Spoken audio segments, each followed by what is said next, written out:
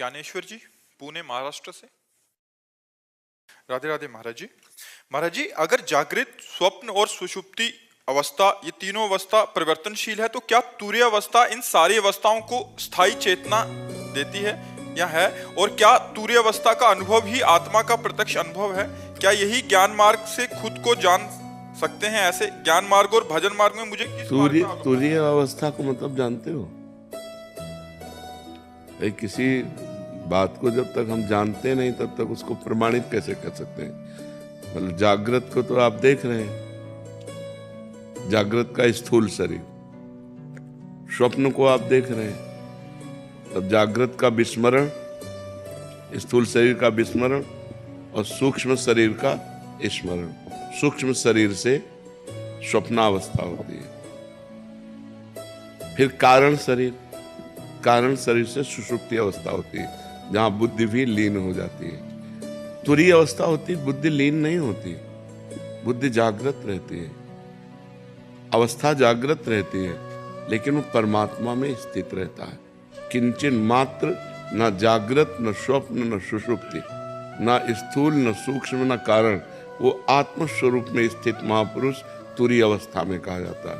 स्थूल से श्रेष्ठ सूक्ष्म, सूक्ष्म से श्रेष्ठ कारण, कारण से श्रेष्ठ तुरीय, तुरीय से श्रेष्ठ ब्रह्म सुख, ब्रह्म सुख से श्रेष्ठ वैकुंठ सुख, वैकुंठ सुख से श्रेष्ठ द्वारिका सुख, द्वारिका सुख से श्रेष्ठ मथुरा सुख, मथुरा सुख से श्रेष्ठ ब्रजभूमि, ब्रजभूमि में गोप वृंदावन, गोष्ठ वृंदावन जिसे कहते हैं, फिर गोपी वृंदावन, और फिर ये नित्य वृंदावन, ये नित्य विहार वृंदावन जो है, ये निरंतर प्रेम समाधि में स्थित रहने वाले महापुरुषों का है। तो जो तुरीय है वो ब्रह्म सुख है, जागृत, स्वप्न, सुषुप्ति तीनों से अलग है।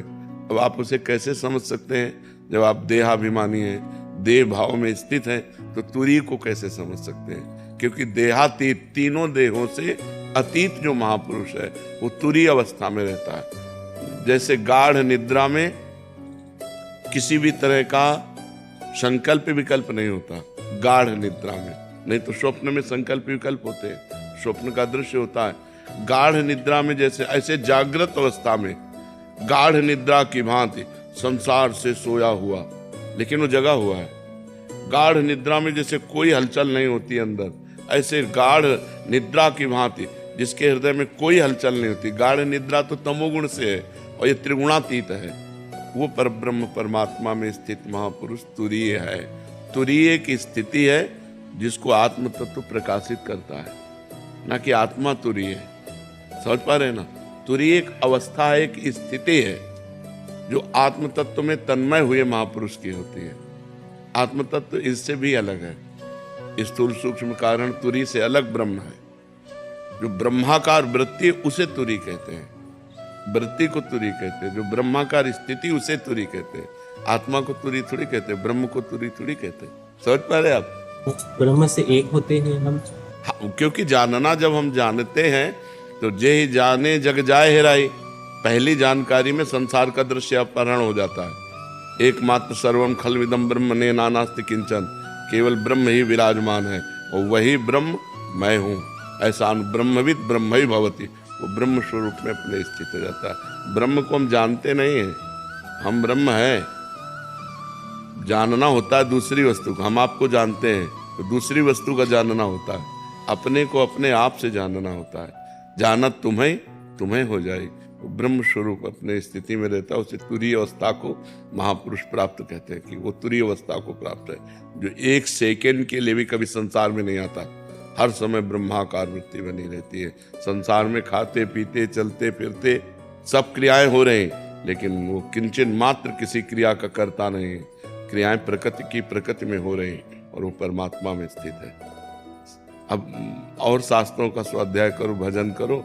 बिना भजन के केवल स्वाध्याय से बात नहीं बनती। भजन, कुछ नाम जप करते हो? हाँ, खूब नाम जप करो, जिससे अंतःकरण पवित्र होगा।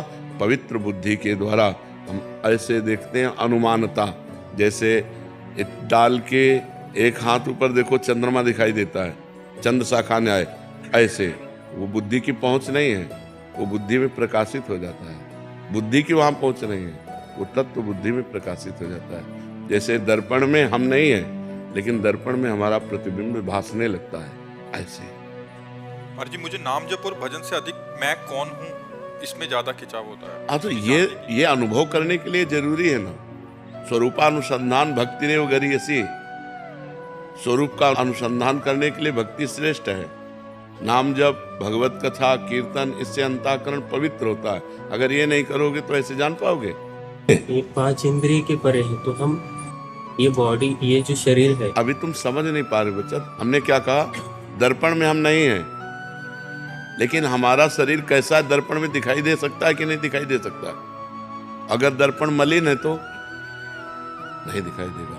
तो हमें दर्पण, अंतःकरण रूपी दर्पण, मन बुद्धि चित्त अहंकार, इन चारों को पहले निर्मल करना है। निर्मल अंतःकरण में आत्मा स्वरूप का प्रतिबिंब पड़ता है, तो प्रतिबिंब के सहारे स्वयं में आ गए।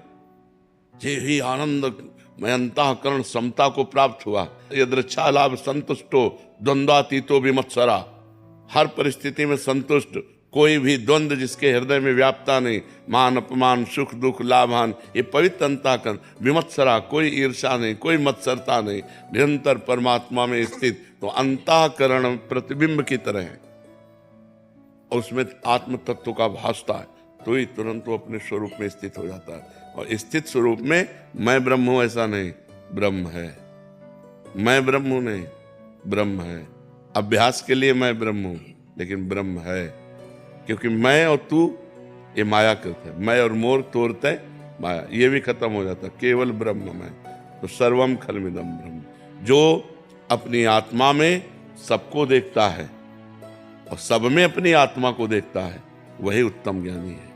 विद्या विनय संपन्ने ब्राह्मणे गविहस्तनी शनिचय सुपाकेचा पंडिता सम दर्शिना, वही समदर्शी ज्ञानी महात्मा है जो सब में भगवान को देखता है और भगवान में सबको देखता है।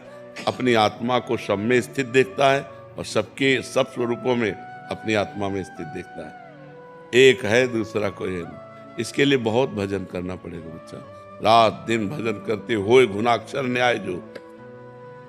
जैसे गेहूं में घुन लग गया ना, तो ऊपर खोखला बना रहता है, अंदर पूरा, ऊपर केवल कवर रहता है, अंदर पूरा खोखला कर देता है। ऐसे बुद्धि के द्वारा परमात्मा तत्व में घुस जाए, रात दिन उसी का चिंतन। भोजन पा रहे लेकिन मैं नहीं भोजन पा रहा। इस स्थूल शरीर प्राणों की क्रिया है, एक एक चीज का ज्ञान होना चाहिए। रूप देख रहा है, बहुत अच्छा, नहीं, ये पांच भौतिक रूप देखने वाली इंद्रियां और मन है। मना कष्टान इंद्रियाणी प्रकृति स्थान में, मैं इनका दृष्टा हूं। हर समय सचेत, अगर 1 मिनट भी चूक हुआ तो मार देगी माया, मार दे। जो ज्ञानिन कर चित अपरई और बरियाई विमोह बस करई, ज्ञानाम चेतान से देवी भगवती सा बलादा कृष्ण मोहाय महामाया प्रचति। इसीलिए भगवान की शरण हुआ जाता है। गुरु और भगवान एक ही है। बिना भगवान और गुरु की शरण में हुए ब्रह्म बोध नहीं हो सकता। चाहे पूरा वेदांत कंठस्थ कर लो, चाहे पूरे वेद कंठस्थ कर लो, अनुभव जड़ चेतन की ग्रंथि जो है नहीं, उसका भेदन नहीं हो सकता, वो छूट नहीं सकती। जड़ चेतन ही ग्रंथि पड़ गई, यद्यपि मृषा छूटति कठिन। इसलिए भजन, दैन्यता, गुरु आश्रय, मानी संख्या, गुरु पर ब्रह्म, बस सवाल हल हो जाएगा। पर गुरु में जब हमारी दृष्टि पूरी तन्मयता को प्राप्त हुई, तो अखंड मंडलाकारम व्याप्तमेन चराचरम तत्पदम दृष्टमेन तस्मै श्री गुरुवे नमः। समस्त जगत में मेरे गुरुदेव विराज। जब वहां विराजमान तो यहाँ भी अब गुरु तत्व रह गया एक। सवाल तभी हल माना जाएगा जब एक रह जाएगा। एक के सिवा कुछ है तो अभी सवाल हल नहीं हुआ। सवाल हल तभी माना जाएगा जब, चाहे भक्ति से चाहे ज्ञान से। जैसे भक्ति से तो ब्रह्म नहीं, माया नहीं, नहीं जीव नहीं काल, अपनी ही सुदिना रही, एक रहे नंदलाल। आ गया, शेष एक बचना चाहिए। पूरे अनंत ब्रह्मांडों में सवाल हल तब माना जाएगा जब एक बचना चाहिए। चाहे उसे ब्रह्म कहो, चाहे उसे कृष्ण कहो, चाहे उसे परमात्मा कहो, जो कहो, आत्मा कहो, वो एक बचना चाहिए। अगर एक के सिवा कुछ बच रहा है तो अभी तुम हासिल जोड़ना भूल गए।